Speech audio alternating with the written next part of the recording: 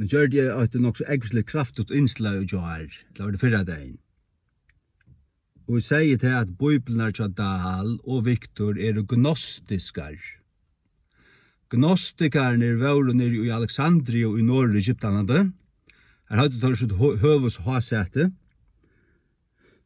Og det var menn som Origen, Clement og Philo og Ærer som grunnløyte til. Her var en som het Arius òsne. Hetta var tuljane, langt i fyrste øld, enda av fyrste øld og i æreøld, det vil si mellom 100 og 200. At dette tjekk fyrir seg. Arius, han grunnleie tråsnar, eller brodera i vågjere på han tankan som var oppstegn her, og det var årsak av en samanrenning av griskar filosofi og kristendommen. Griskar filosofi og kristendommen. Og det er det som man vil spenna saman i det av teologiseminarien. Det er filosofi og kristendom. Og det er motpolar. Paulus skriver i Kolossebrevnen at vi skulle ikke lete oss vittløye av heimspekje. Eller herteke av heimspekje borte fra Kristi. Så det er en fortjende av Kristi. Og det ser man her som det renner saman, her smittada og lærerne fer av leie.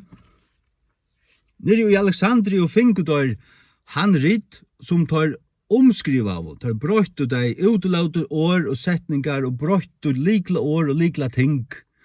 Og du hever vittnesbordet at her langt og helt tuljane at det er stande fra, her skriva der tar mongo som var farne å spittla gods år, og tar nevna omkrar nere i Alexandria.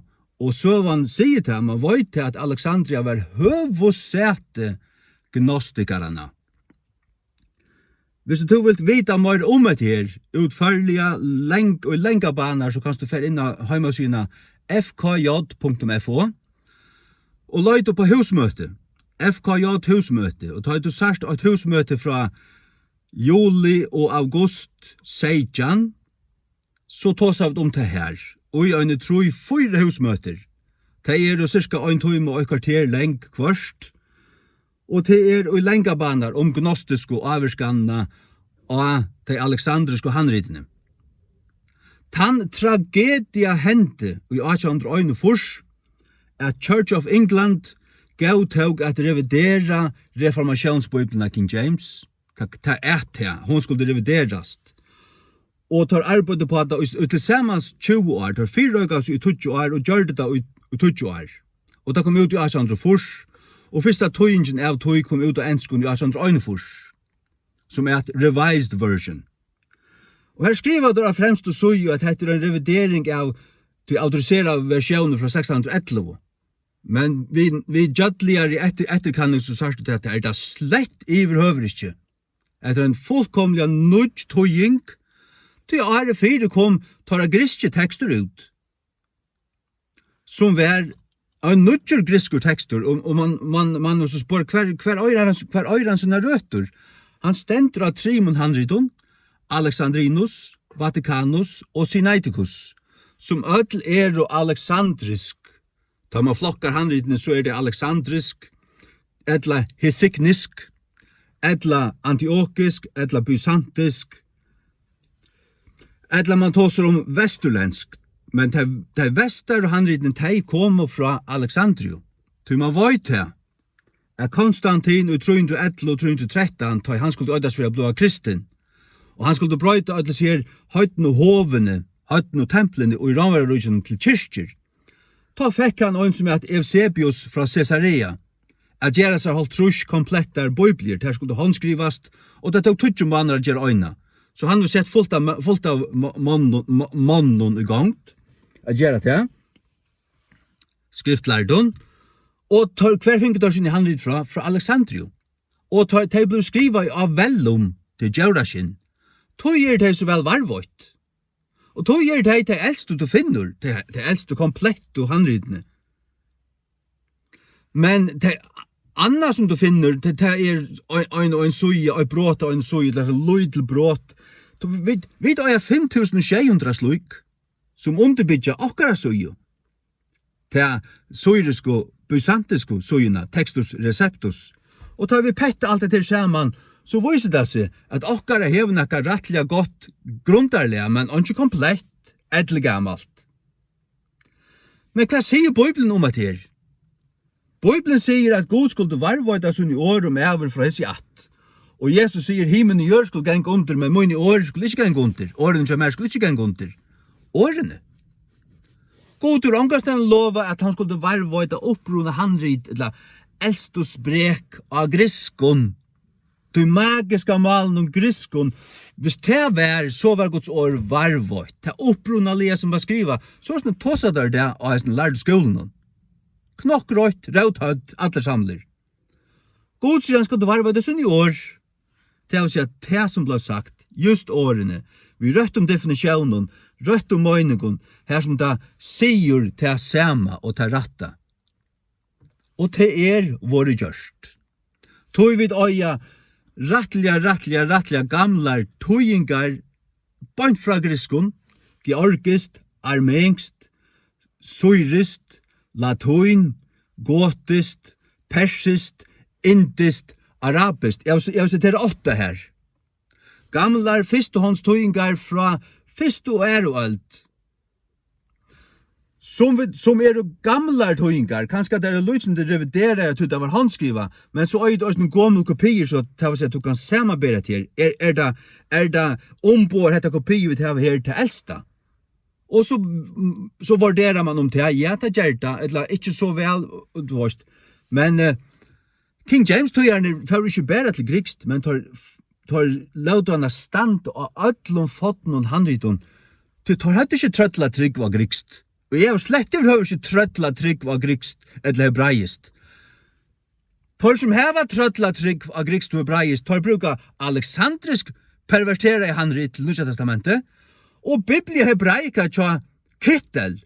Kittel var høgre med over Hitlers, han sa propaganda, mostare.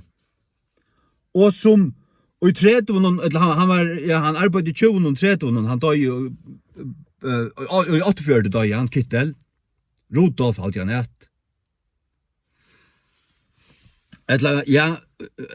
Blant de alltid Josef og Rudolf. Sonen var, andre var Rudolf eller Josef eller omvendt. Det var kostet Kittel. Og det som der bygger i det. Og det fullstendig til slett ikke den hebraiske teksten. King James stender Ben Chaim Masoretska teksten, som ratta linjan av til Masoretska, til hun for Østning 2, til Masoretska linjan. Ben Asher og Ben Chaim, og tar standa av Ben Chaim. 100%. Altså utan nekka. Sjåvande vi råførsel, vi anna, vi alt mulig anna. Det gjør det i ødlomføren, og det godt og ratta gjøre det.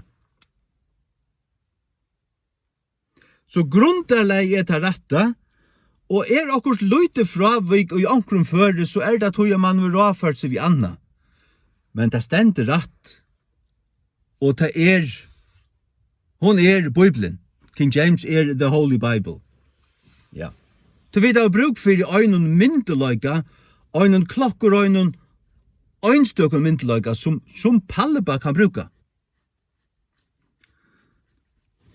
Nå skal jeg si det til at Bibelen at han har øynefors mer pervertera her. Til dømes og i 1. Mosebok 2:6 stendur dals av Bibel at god mynda i mann av støv i gjerrar og anda inn i hans nesar lusandan og mever gjørdest en livande vera. Han gjørdest ikke en vera. Tog i 4 Korinther 15:45 stendur at ansutta stendur om en 4 Adam og han gjørdest en livande sal. Såleis den 17. Adam gjørder en lugande ante. Sal imot til ante, ikkje vera imot til ante. Nei, sal imot til ante. Den 17. Adam en lugande ante, den 4 en livande sal. Det hever du svart på kvitt her. Og det hebraiske året til nefesh, eller nefish, og det sal. Men tar vilja, jeg sier lært du i det, tar vilja dreia du så lengt, koppa det så lengt som det tåler, du veist. Og så sitter der rødja poipo og spotta og flenna, hvordan jeg kan gjøre for trev i kristendommen. Jeg fylgjer dem slett ikke, vil kjøre et år som der sier. Og et annet Johannes, Jesaja 14:12.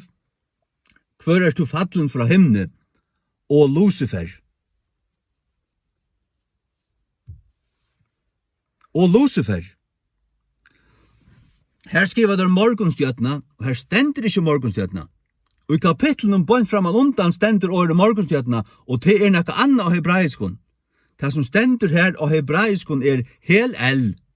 Hel merker tann lysande, eller merker lysande, el merker tann lysande. Tann bjerste. Lucifer merker ljós bere, og en som ber ljós. Og det gonger høyt atter til ta gamle latinske bibelna. Så her er du en tøying, og det som kyrkjan har haft, og i 2000 år, det at det Lucifer som fell. Inntil Alexander Øynefors, så får jeg brøyta det. Jeg gautest det slett ikke, det Lucifer som fell. Til Jesus og i 4 Petrus brev, og i oppenberingene, tror jeg til sammen, vil Jesus kalla vår morgonstjøtnan. Så at djeva Satan et år som Jesus hever og sier at han fallen til Guds spott. Når det var Lucifer som fell. Til at det en personer, det en personsgjering, til anden 18-4, han her Tyrus, kongen. Hvor du fallen fra himne? Lucifer. Ja. Daniel 3:25. Her avnokta der Jesu Kristi goddomløyga. Tøy at han sier her, og han fjore lykur sine Guds. The fourth is like unto the Son of God. Ta vær sånne Guds som vær her. Og det til retta. Ja. Bibelen skal æra Jesus og æra god. Det. Halleluja. Ja. Og Johannes 9:35, og her stendur, her sier Jesus vid han blinda, trust du av son Guds? Men utom den alexandriske bibelen, her stendur det, trust du av menneskesonen? Og han sier ja. Men det at Jesus er menneskesonen, det han i kraft av at han kommer i jøkken Mario. Men det at han er son Guds, det at han er gitt av gode. Det at du trust av menneskesonen, det ikke frelsende kraft. Men det at du trust at Jesus god, at han Herren, at han sonen Guds, det hever frelsende kraft. Ta han sier ja, så omboa til at Jesus hever grøttan og bjergånden og frelstan. Det gjør det. Det viktig. Det rettelig viktig. Og det det som øyre standa, og det det som stender i King James. Og tog retta tekststreimen. Ja. Først Johannes 5:6 tåler det slett ikke, men det rettelig vel begrunta. Det som å si om 1. Johannes 5:6, det at i griske kyrkjene, og i Grikalandet, og i Konstantinopel, her tog og arjerner ivor støyringene. Tar tog og ivor arjerner, og i 100 år, inntil her kom en som het Gregorius fra Nazianzus, og her var en stor debatt om 1. Johannes 5:6, og her han hei løyta seg tilfær fram, og prekvei til at 1. Johannes 5:6 vær satt og rett, og åtte vera i Bibelen, og han åtte akkurat, og det har funnet kopier vi tog ui, og man har fjernet det, de 100 årene hadde vært fremme, og hadde brent alle bibler, og først inn sånne bibler og stegen i alle de kyrkene som var her ta, og i til grikstalende heimen. Tog jeg 1. Johannes 5:6 varvått, og i latinskun bibelen, og øren tøyingun. Sars du? Tog skal man ståle på atler, eller hitje etter atlen, ikke bare på grikst. Det som hendte at han var Gregorius fra Nazianzus, dette var jo 400 fors, denne debatten før fram. Og han vann, Og arierne mistu maktena, og kyrkjan, den griska kyrkjan rattaði seg oppatur, og tøy blev fyrsta hans 5 skriva ut i margunnen, og i tøymen bøyblen som tar langt og funnust, og atan og kom det innaftur. Det vil si, før man har skrivet en heila bøybel 18 til atur, så skriver man det innaftur. Det pastor av Guds åre. Og greska kyrkjan, la kyrkjan som holdt i Grikalandet, oppjøkken alla tøyina, hever haft fyrsta Johannes 5 som part av teksten, utan nekka som helst, utan klampor, utan nekka vimersing, eller nekka som helst. Det en bok som heter In Defense of 1 John 5:7 etter C.H. Pappas, P-A-P-P-A-S. Henne burde du kjøpt der ut i Amazon og Lysian, hun bare 100 forsøyer.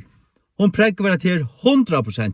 Han grikje, han lærdur, han do grekst sjående, og han do prekker til.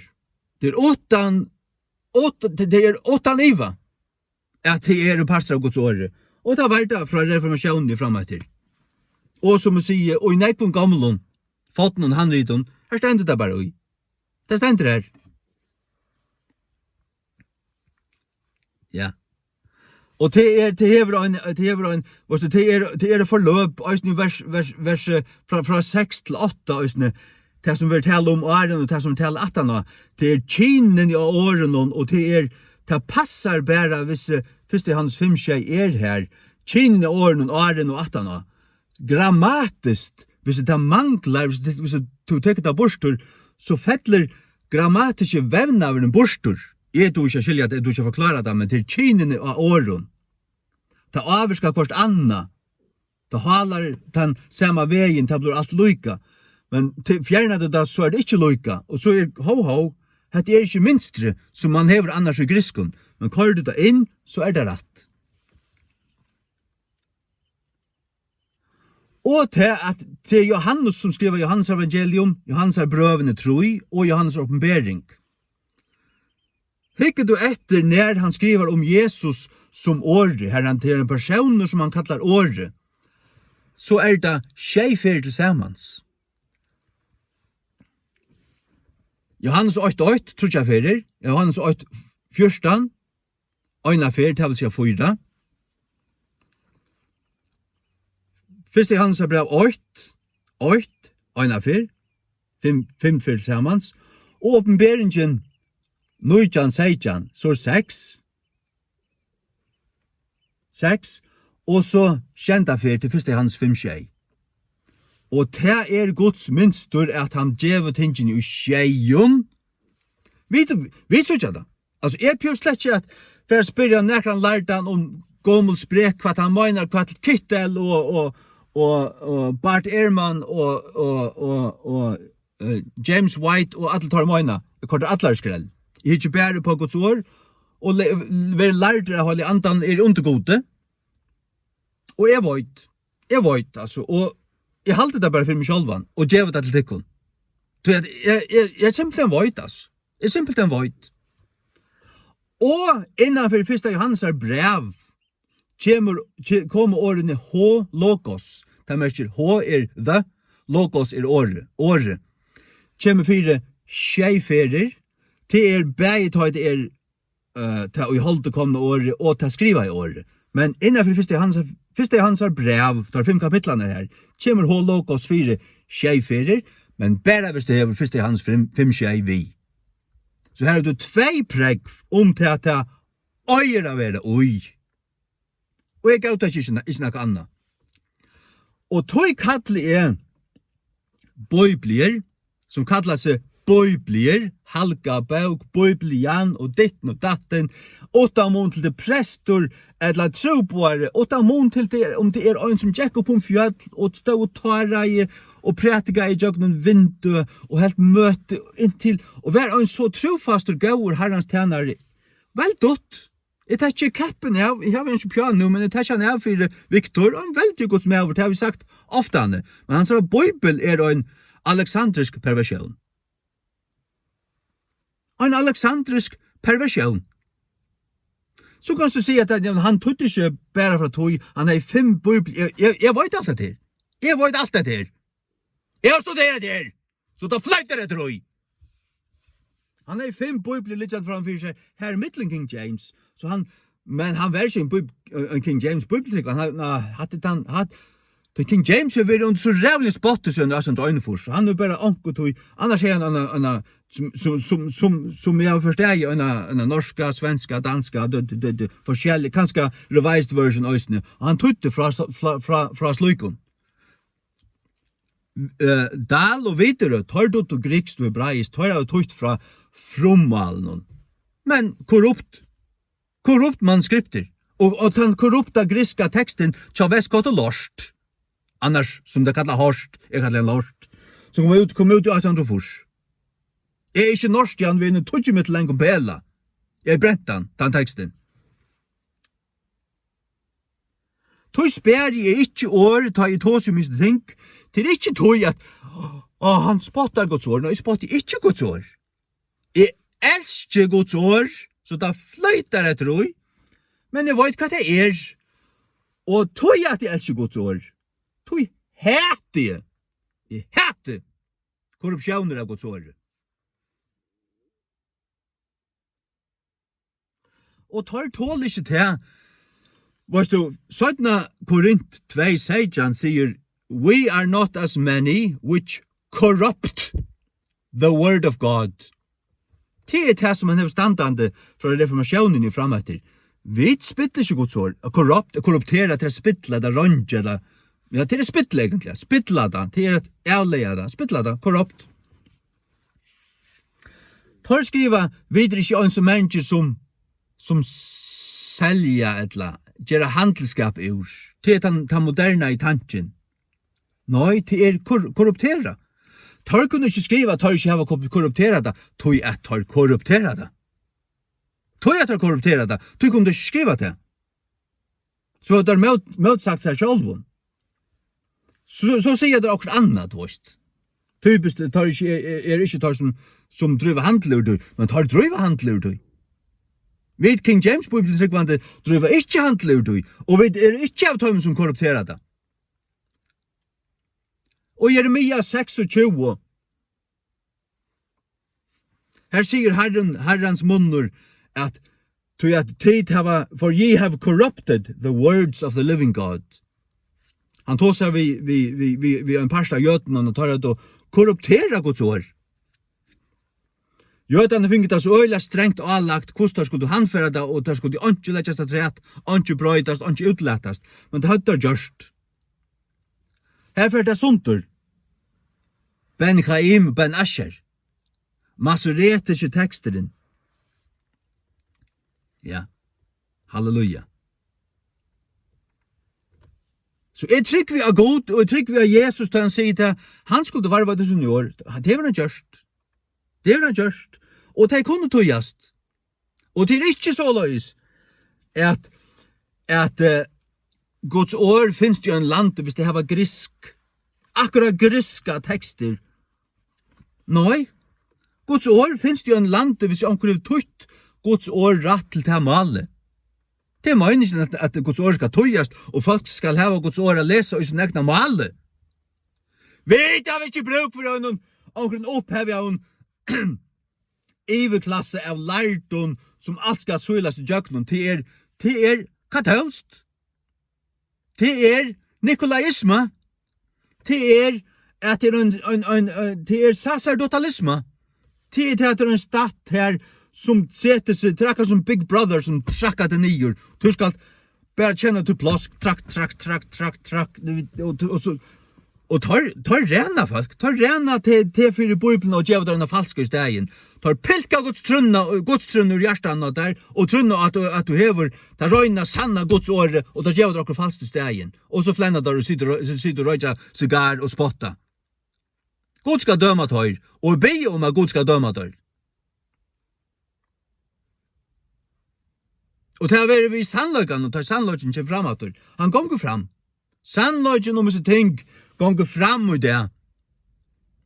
Siden 2008, 2011, så gonger en oppvetting om disse ting. Når finnes King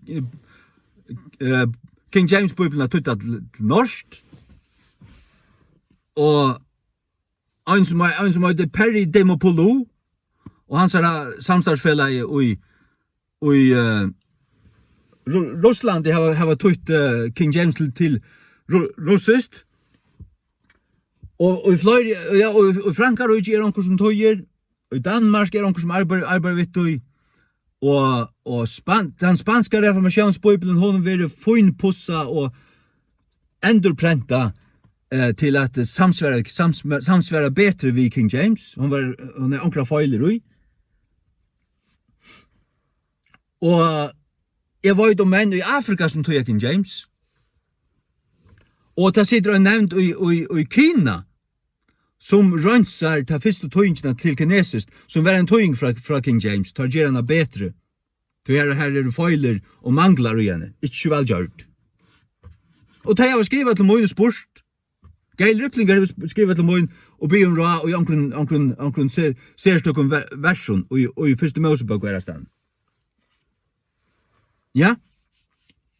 Og jeg har vært i skrivande sambandet vi omkring menn i Afrika, som har sett omkring video som og spyr om råd og så, hvordan man skal gjøre. Halleluja.